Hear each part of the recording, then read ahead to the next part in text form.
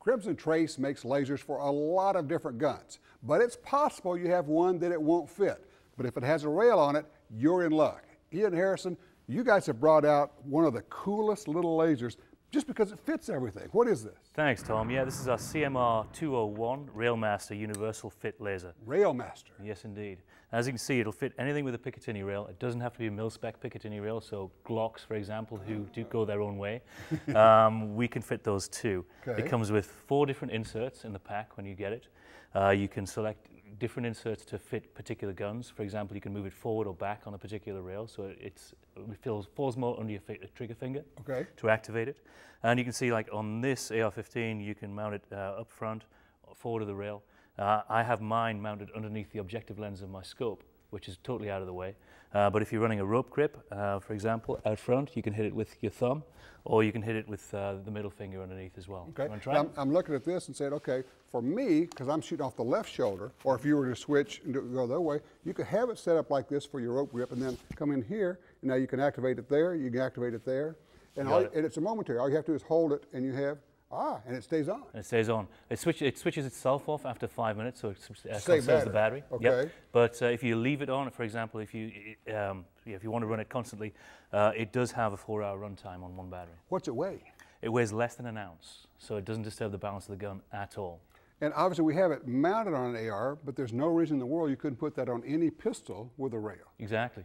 Exactly. And it slides under there, and your finger is going to be set up. Either you can activate it with your trigger finger or your thumb, because you've got a switch on both sides. Yeah, we actually designed this for the Glock 19. That was our target gun, and we figured that the Glock 19 is probably the most popular carry gun on the market right now, certainly in the polymer market. So we set it up just so that these activation tabs right here will fall right underneath your finger or your thumb, either side of the gun, so it's right there when you need it. You might just describe, like for instance on an AR, if you have one that already has iron sights or you have an optic, as you do on your guns, why would you use a laser? Laser's great when you find yourself in a situation where you're in a low light house, say a dark shoot house for training, or indeed if you find yourself in a home defense situation. The nice thing about it is with a laser you never actually have to shoulder the gun. So you can maintain a full field of view, it's not occluded by optics, and as soon as the dot appears on the target you can shoot. And by full field of view, we're talking about use your peripheral vision so you can find the threat, anything that's going on out there. Exactly. If you have the gun up in the shoulder and you have a bunch of optics on top, then obviously you got less of a peripheral view there. Sure. Whereas if you have it down in a ready position, you can have full 270 degrees. Right. Okay. Well, it's called the Railmaster. It's available now? It's available now. Yeah, it was launched in January. Okay.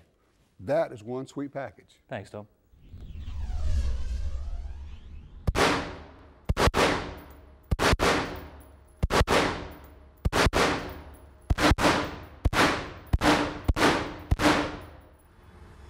Ian, the Railmaster, a lot of people think of it as put it on your Picatinny rail in your handgun, but we have this one tricked out with the light and the laser on this gun. Yeah, they're really adaptable units. As long as you have some sort of rail on the gun, you can put either a light or a laser on it.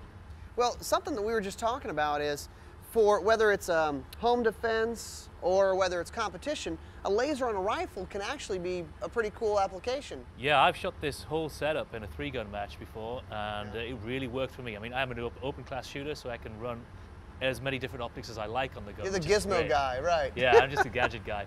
But yeah, I was shooting that in a dark shoot house, and it just gave me a whole lot more options available to me than otherwise would be the case. Well, one thing we wanted to talk about is with a laser, you don't have to, if you had a target that was a real close target, you don't have to get a perfect cheek weld and look through the optic. You can just use the laser as your aiming device. Exactly. You don't actually need to have the weapon in the shoulder either. And the one thing it does give you by doing that, by not having your field of view cluttered by optics, is it gives you a wider field of view so you can pick up targets outside on your peripheral vision. Well, one to kind of show the viewers what this looks like. So if you're here, you don't actually have to look through the optics. You can come up and go. Yep. And then transition to a different target.